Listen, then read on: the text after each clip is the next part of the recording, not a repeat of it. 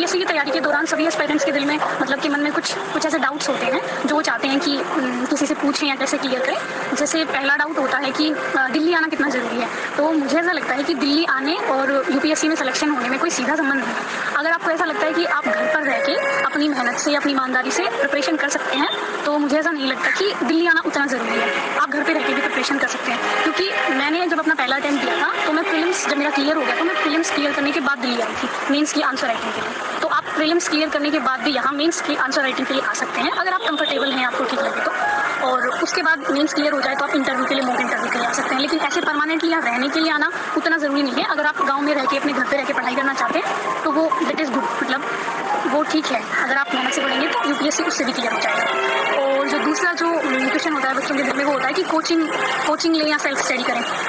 तो इसके बारे में मेरी सीधी सी राय ये है कि क्योंकि मैंने कोचिंग नहीं ली थी तो मुझे कोचिंग के बारे में उतना सीधा नहीं पता है कि कोचिंग कितना % आपकी हेल्प करता है। लेकिन मुझे ऐसा लगता है कि अगर आप ईमानदारी से घर पे रह के भी विदाउट कोचिंग सेल्फ स्टडी करना चाहते हैं तो मुझे लगता है यूपीएससी की प्रिपरेशन आप कर सकते हैं। हाँ, इतना हो सकता है कि आप टेस्ट सीरीज़ ले लीजिए, आप मंथली मैगजीन्स ले लीजिए, वो आप दिल्ली से मंगवा लीजिए या दिल्ली आके ले जाइए। तो कोचिंग के लिए अगर आप अफोर्ड कर सकते हैं, आपको लगता है कि किसी टीचर की गाइडेंस की आपको ज़रूरत है तो निसंदेह आप ज्वाइन कर सकते हैं। क्योंकि कोचिंग लेने से ये हो जाता है कि हमें थोड़ी डायरेक्शन मिल जाती है, आपके पास टीचर्स होते हैं आपके डाउट क्लियर करने के लिए। तो आपको लगता है शायद कि ज़्यादा ईजी होगा, नो डाउट वो ईजी होता होगा, लेकिन ऐसा नहीं है कि अगर आप कोचिंग नहीं लेंगे तो यूपीएससी नहीं होगा। तो इसलिए ये आपका अपना स्वविवेक है कि आपको कोचिंग लेनी है या नहीं लेनी है। दोनों चीज़ें सही है। अगर आप कोचिंग लेंगे तो वो ठीक है, पढ़ना आपको ही, अंततः पढ़ना आपको ही है, सेल्फ स्टडी आपको ही करनी है। टीचर पढ़ाएगा उसके बाद भी आपको ही रिवाइज करना है।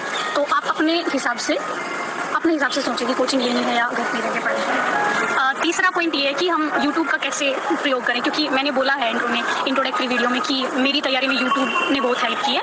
तो यूट्यूब का आप ऐसे हेल्प कर सकते हैं कि जैसे आप एनसीईआरटी पढ़ रहे हैं या कोई बुक पढ़ रहे हैं तो उसमें जो टॉपिक आपको नहीं आ रहा है वो टॉपिक आप यूट्यूब पे देखिए, किसी ना किसी ने तो जरूर वो एक्सप्लेन कर रखा हुआ, किसी भी टीचर ने। तो जिसका आपको सही लगे आप कोशिश करिए कि वहाँ से आप वो टॉपिक देख लें। मैंने तो 1-2 पूरे सब्जेक्ट यूट्यूब से पढ़े थे, जैसे इन्वायरमेंट है और इकोलॉजी, थोड़ा इन्वायरमेंट एंड इकोलॉजी पढ़ा था। इसके अलावा इकोनॉमिक्स थोड़ा सा पढ़ा था मैंने। और 4th पॉइंट है डिस्ट्रैक्शंस, क्योंकि जब भी हम फ़ोन चलाते हैं तो हम जो चीज़ देखने जाते हैं उसके लिए हमारे पास बहुत सारे ऑप्शंस होते हैं। तो आप कोशिश करिएगा कि जो टॉपिक आप देखने जाएं वही टॉपिक आप देखें, उसके अलावा दूसरी चीज़ों को अवॉइड करें।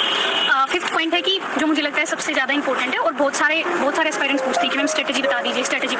तो देखिए, इसके बारे में मैं जो सीधी स्ट्रेट फॉरवर्ड बात बोलूँगी कि जितने भी टॉपर्स आपको स्ट्रेटजी बताएंगे वो उनकी स्ट्रेटजी है, वो स्ट्रेटजी आपकी नहीं हो सकती है। तो आप कोशिश करिए कि जिस टॉपर को आपको फॉलो करना है आप एक बार देख लीजिए उनकी बुक लिस्ट क्या है, वो क्या क्या बता रहे हैं, आप एक बार उनको देख लीजिए। उसके बाद आपको डिसाइड करना पड़ेगा अंततः कि मुझे किस सब्जेक्ट को ज़्यादा पढ़ना है, किस सब्जेक्ट को कम पढ़ना है, कैसे अपनी स्ट्रेटजी बनानी है। क्योंकि मैंने देखा है कुछ बच्चे पूछते हैं कि मैम चार सब्जेक्ट बता दीजिए जो हम अच्छे से पढ़ लें हमारा सिलेक्शन हो जाए। तो ऐसा नहीं होगा। अब हो सकता है जो सब्जेक्ट आपको अच्छे से आता हो वो मुझे नहीं आता हो, और जो सब्जेक्ट मुझे अच्छे से आता हो वो आपको नहीं आता हो। तो आप टाइम उस हिसाब से डिवाइड करेंगे। जो सब्जेक्ट मेन है वो सारे आपको अच्छे से कवर कर रहे हैं। उसके बाद जो छोटे माइनर टॉपिक्स होते हैं उनको कोशिश करिए आप अपनी कन्वीनियंस के हिसाब से देखें कि इस टॉपिक पे मेरी पकड़ है तो मैं इसको थोड़ा कम टाइम दूँ, इस टॉपिक को मुझे ज़्यादा रिवाइज करना है, ज़्यादा टाइम देना है। तो आप अपनी स्ट्रेटजी अपने हिसाब से बनाइए कि आपका बैकग्राउंड क्या है, आपकी स्ट्रेंथ क्या है, आपकी वीकनेस क्या है। हाँ, आप देख लीजिए एक बार जो टॉपर आपको ठीक लगे या आपको जहाँ से भी जिस टीचर से सही गाइडेंस मिल पाए आप एक बार उनसे पूछिए। उसके बाद आप कोशिश करिए कि आप अपनी स्ट्रेटजी बनाएं खुद से कि मुझे इस टाइम में मुझे इतना पढ़ना है और इस टॉपिक को मुझे इतना टाइम देना है। और इसके अलावा जो मुझे एक और पॉइंट लगता है एस्पायरेंट्स का, वो बेसिकली न्यूज़पेपर्स और एनसीईआरटी से रिलेटेड होता है कि कैसे पढ़ें या ना पढ़ें। तो मैं सोच रही थी कि इस पर हम एक अलग से वीडियो बना देंगे एनसीईआरटी और न्यूज़पेपर के बारे में, जिसमें मैं थोड़ा विस्तार से बता दूंगी।